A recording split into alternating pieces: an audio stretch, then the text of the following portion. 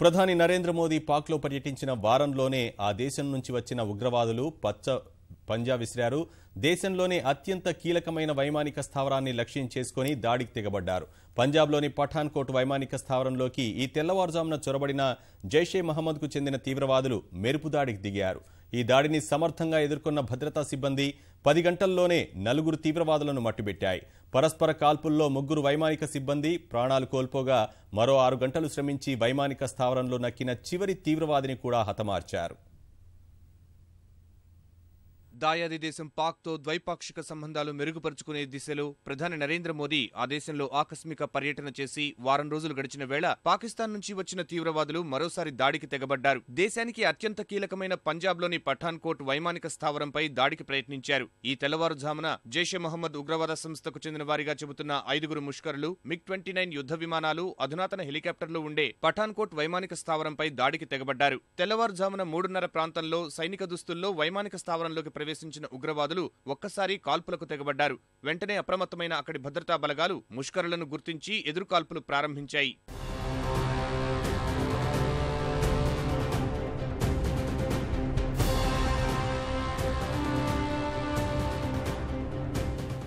ఉగ్రదాడి సమాచారం అందుకున్న ఉన్నతాధికారులు అత్యంత నైపుణ్యం కలిగిన NSG, గరుడ, స్వాత్ కమాండోలను రంగంలోకి దించారు. ముందు జాగ్రత్త చర్యగా అధికారులు వైమానిక స్థావరం వెలుపల భారీగా బలగాలను మోహరించారు. ఆపరేషన్ కోసం 2 వైమానిక దళ హెలికాప్టర్లను కూడా రంగంలోకి దింపారు. ఈ ఉదయం 9 గంటల ప్రాంతంలో ఎదురుకాల్పులు ముగిశాయని, 4 ముష్కర్లను మట్టుబెట్టినట్లు భద్రతా దళాలు ప్రకటించాయి. 3 వైమానిక సిబ్బంది కూడా అమరులైనట్టు వెల్లడించాయి. కాసేపటికే మళ్లీ కాల్పులు, పేలుళ్లు వినిపించగా వెంటనే అప్రమత్తమైన భద్రతా దళాలు మరో తీవ్రవాది దాగి ఉన్నాడనే అంచనాకు వచ్చి మళ్లీ గాలింపు చేపట్టాయి.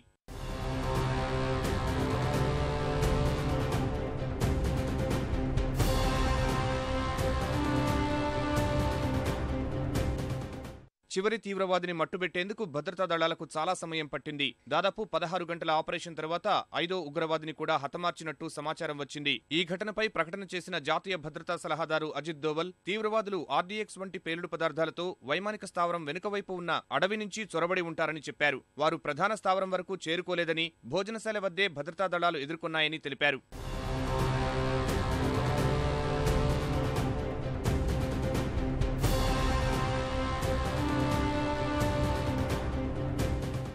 పఠాన్కోట్ దాడిని దృష్టిలో పెట్టుకుని అక్కడకు చేరుకున్న జాతీయ దర్యాప్తు సంస్థ NIA అధికారులు తీవ్రవాదులు ఉపయోగించిన ఆయుధాలు, ఇతర సామగ్రి, వారు వాడిన వాహనాన్ని స్వాధీనం చేసుకున్నారు.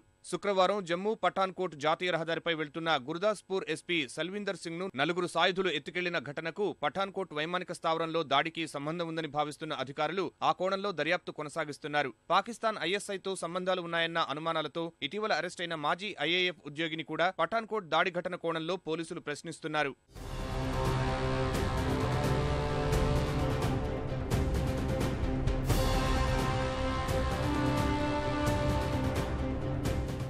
పంజాబ్ గుర్దాస్పూర్లో గతేడాది జూలై 27న ముష్కరులు ఇదే తరహాలో సైనిక దుస్తుల్లో వచ్చి బీభత్సం సృష్టించగా 12 గంటలు హోరాహోరీ కాల్పులు జరిగాయి. ఆ కాల్పుల్లో 3 ఉగ్రవాదుల్ని భద్రతా సిబ్బంది మట్టుబెట్టగా 4 పోలీసులు అమరులయ్యారు.